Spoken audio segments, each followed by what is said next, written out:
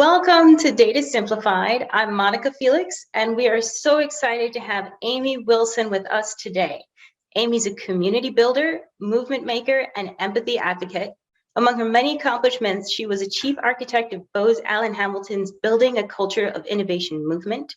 She later served as a White House Presidential Innovation Fellow for 3 years, working to lead a movement for innovation and change in government. More recently, she published Empathy for Change, How to Create a More Understanding World. Amy, welcome to Data Simplified. Thank you for having me. I'm so excited to be here.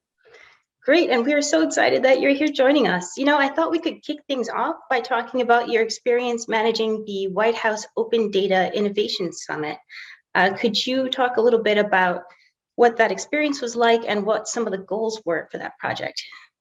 Yeah, absolutely. So this is putting this at the end of the Obama administration. In 2015, I joined. It's about, if to put us in context, it's about the end of the last 18 months of the Obama administration. And so what is interesting about the administration is they started on day one with saying 3 things that kind of set the course for open government. And I have the Open Government Memorandum right here on January 21st, 2009. So that just put it all in context is that he served for 8 years. And so in 2009, they said they're going to create an unprecedented level of openness in government. And they believed that openness will strengthen our democracy and promote efficiency and effectiveness in government. And they said that government should be these 3 things. Government should be transparent, government should be participatory, and then also government should be collaborative. And so it's that memorandum, looking at it later, and my own philosophy of transparent, participatory, and collaborative actually just was something that I believed in wholeheartedly. And so that's what led me to become a Presidential Innovation Fellow. So this is the end of the administration. 8 years later, we get into this space where there's an unprecedented level of openness that government has, with these open government memorandum that's there. And so we were trying to think about how do we celebrate the work that we were doing and push it forward. I think they had done about 4 different national action strategy for open data.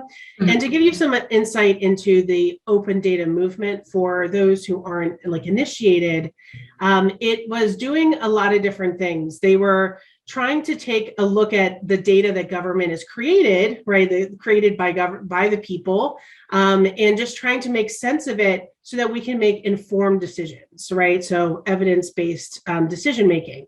And so there was a number of things that happened. In 2009, for example, Obama hired the first chief information and technology officers. They created the PIF program, the Presidential Innovation Fellows program was in. They also, in 2014, they created the US Open Data Action Plan. So this idea of open data is taking this data and then using it to create better programs and policies for the government. And so when I was working on that space, we were trying to be like, how do we celebrate and bring everybody together? It was definitely pre-pandemic. Right. And I think in the span of 8 weeks, we had to put a 2,000 person summit together. That's how the White House worked.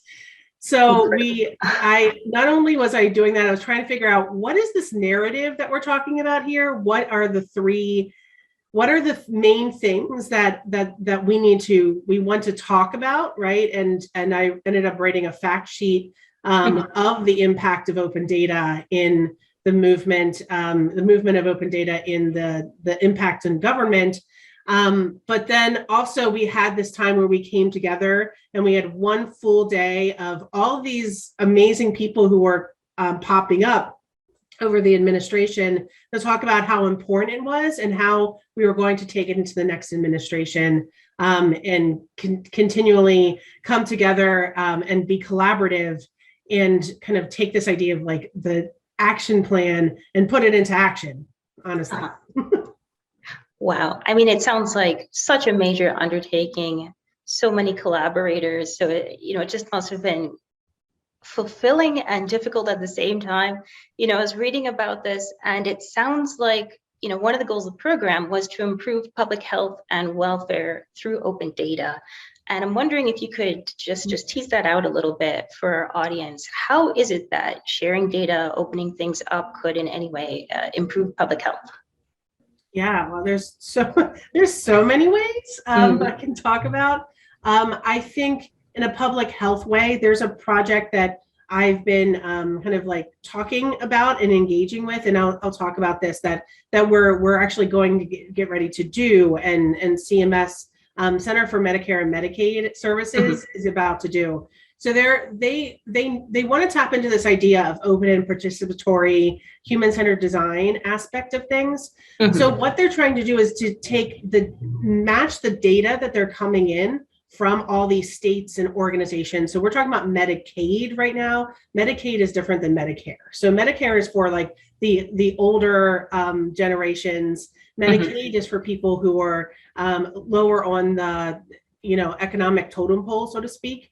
And so those individuals, who need to have, healthcare, there is the data isn't, there's lots of data that's collected, but we don't have a full understanding of how that data is being used and how we could improve the experience from in Medicaid. And as somebody who's been on Medicaid previously, I get the sense of you have this community healthcare, but at the same time, there's so many different avenues and improvements you can make. So looking at the data and seeing, we call this thing called service design. So you look at what is the service that you're providing, the healthcare service, and then you look at the different touch points that you have, and how can you make that user experience better or that customer experience better?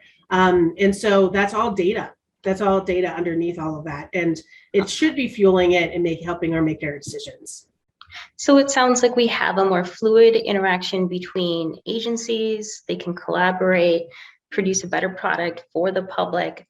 Does this also mean that the public has increased access to that data as well?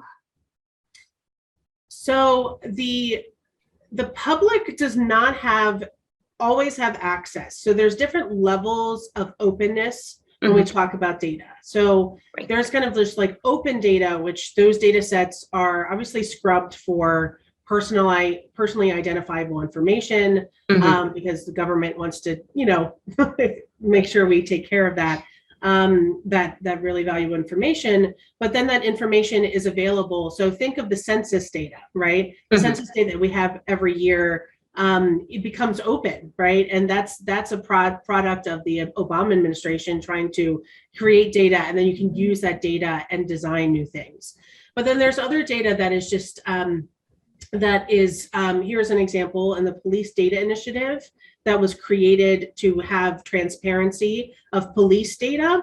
It's interesting because in open data, the average layperson does not understand data and can't go into the massive amounts of data that are there. So there is usually somebody who interprets the data, like a data scientist in a lot of ways. But the police data initiative in LA took all this open data, this data that the police jurisdictions were having, and then engaging and so they were engaging with the LA Times, and they were trying to work on what is the story that this data is telling us. And I think I try to pair up storytelling and data together, because the data itself doesn't tell the story. You need to interpret that data to kind of tell a bigger story. So I think there's different levels that we can kind of talk about of the data that's out there. And if you just open data, that doesn't do the whole story. Tell the whole story. Yeah, absolutely. And I mean, I have to say, that's one of the reasons why I was particularly interested in chatting with you today, is your unique intervention with the concept of storytelling when it comes to both data and empathy, which we'll get to in a minute here. But we see this more and more, I think, in the public discourse, some of the work that's being done on decolonizing data, how people are able to take power away or empower communities by deciding how they curate that information, which data you choose to include, what's being omitted. And so who are these decision makers, just in your experience? I mean, who gets to decide which of this, let's say the government data, is being selected? I guess if we were to focus on a particular program, since I know that's kind of a broad question. Well, I mean, I think what it is, it's usually like different, what we've seen is different programs and teams that are taking the data that's here. So let me dive a little bit deeper into some of the things that like the fact sheet talks about. We focus on 33 different open data projects. So we focus on the data aspect of things. And so there's things where, like I talked about census data. There's also a lot of data that is open around like the Federal Bureau of Investigation opens up a number of data that's there. Every agency that is public facing in some way has a data set that they're talking about. So they have things like the people can spark economic growth, innovation, opportunity. So these different projects, I'll go deeper into that spark economic growth, innovation, opportunity. So we have the Police Data Initiative, which was increasing transparency and accountability to improve policing outcomes. That was done in 2015. There's an initiative, the Opportunity Project takes census data, so to catalyze creation of digital tools that use federal and open data to help communities navigate information about resources that are available to them. So like things like quality housing, schools, jobs, and transportation. So the person who makes the decision on these are usually the people who are at the top leading these initiatives. And then some agencies across the federal government, and they have a whole team that's associated with it, like a cabinet, I think they call it, the data cabinet. Yes, I was trying to think about the word. The data cabinet are people who come together who are all chief data officers from lots of organizations across the government. And then they start making and looking at the data and making decisions about the data.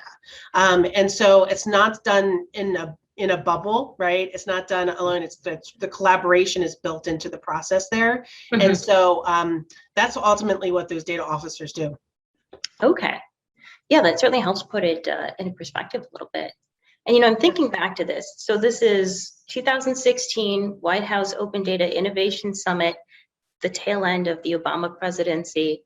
If 5 years have passed since that summit was held, do you have any insight into whether this work has continued? So what happened in the last administration, in the Trump administration in particular, is that a lot of that work had made a big shift. And I was there, I continued on for about 18 months. So I spent 18 months in the Obama administration, 18 months in the Trump administration, trying to make sense and building, I built innovation.gov, this kind of resource that we talked about this movement and the work that we did.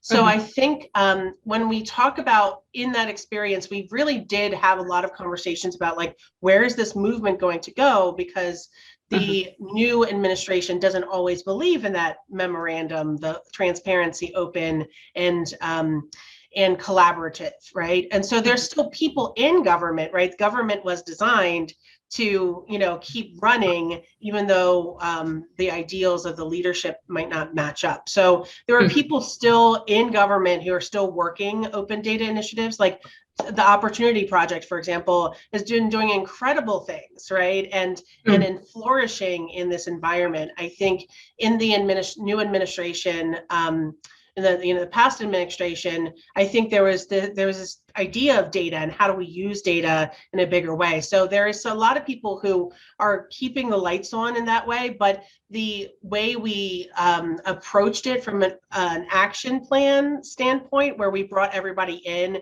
and we're all like from a government trying to understand and to collaborate together, I think that kind of was diminished a lot But so a lot of people outside of government were calling for more data initiatives and leading that work. But I think, now that we're back in with the Biden administration, that focus, because I did some policy work for them last summer, is this idea of like, it's swinging the other way, where we're having a strict focus on, we're like, if we're doing a policy, if we're doing a program, if we're doing a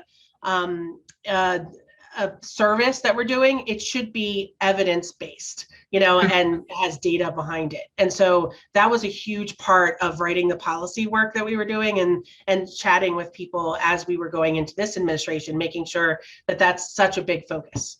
Mm-hmm. Absolutely.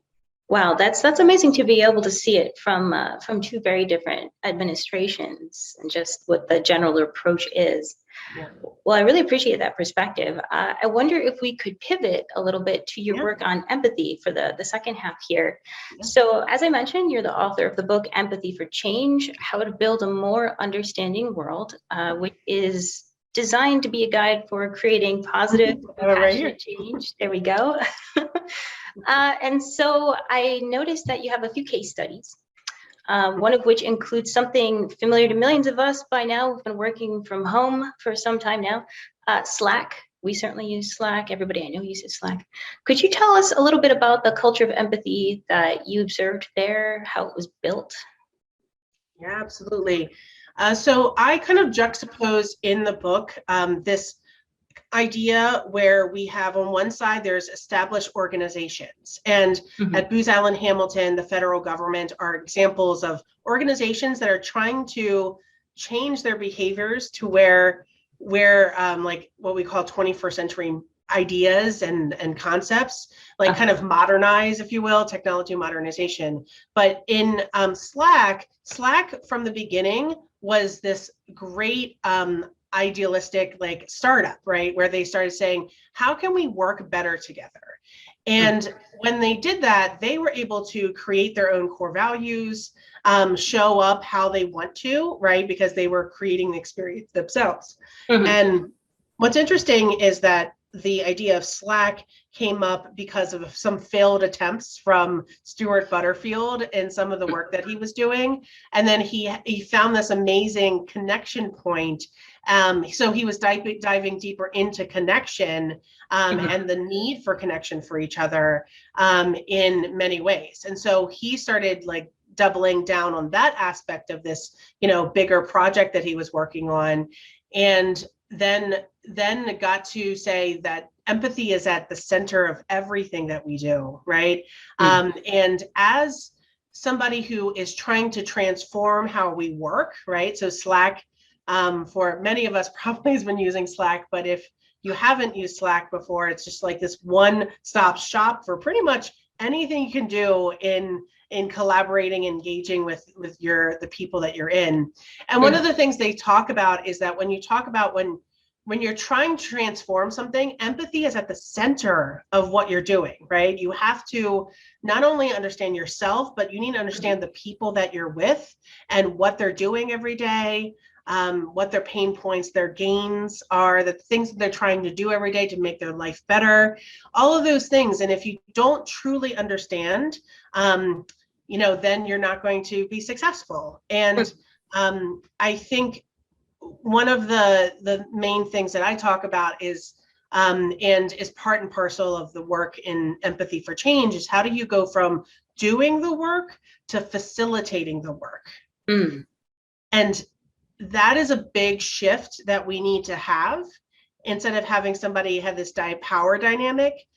So I think in Slack, for example, they can, if you were to change this to transform something, you need to get the people who are working on this as they do their research to engage directly with the people with the living experience that they're doing every day, so that you can understand what are their needs and desires, and so then have them give input to it and participate on the same team with them. So I think that's in a lot of ways where design has been going, instead of having that power dynamic that shows up. So, but Slack's just a great company, and was just recently bought by Salesforce as well. So I wonder how Slack will change now in this bigger, institution. Yeah, we'll have to keep an eye out for that. And maybe they should keep you in mind as a consultant, to bring more empathy into the expanded corporate environment. Yeah, well, not all of us are fortunate enough to work for a Slack or the happiest workplace. One of the topics that you address is how to correct dysfunctional workplaces. And when I was reading this, I kind of thought of Tolstoy's quote, "Happy families are all alike. Every unhappy family is unhappy in its own way." Well, every workplace is going to be dysfunctional in its own way, if that applies. What advice would you have for the dysfunctional workplace? It's so interesting. There is so much there's so much kinds of dysfunction. I think, one of the things that was very central to the work, because, working at Booz Allen and building a culture of innovation involves taking what's dysfunctional in this workplace, and then trying to think about how can we make this better? How can we create more efficiencies and effectiveness? So I think what I would say as far as like feedback for people who are in dysfunctional workplaces is, number one, find your people, right? Is, I actually take a lot from, as I talk about our empathy deficit, I have a whole chapter on like where that empathy is lacking in our organizations, narcissism is on the rise. But later on, I do talk about how do you build a culture of empathy, right? And taking that power dynamic I talked about before, and how do you kind of shift the power dynamic? So, is by creating, how do you change a culture is by a movement and not always by a mandate, right? So in some instances, mandates come, but the framework that I've been thinking about and evolving over the past decade is how do you bring people together and to change a culture for the better, right? And then that informs the mandates that will be coming up. So you focus on people, and you focus on who are we, where are we going, what is our purpose, how are we aligned to the purpose, the bigger purpose of the organization that we're in.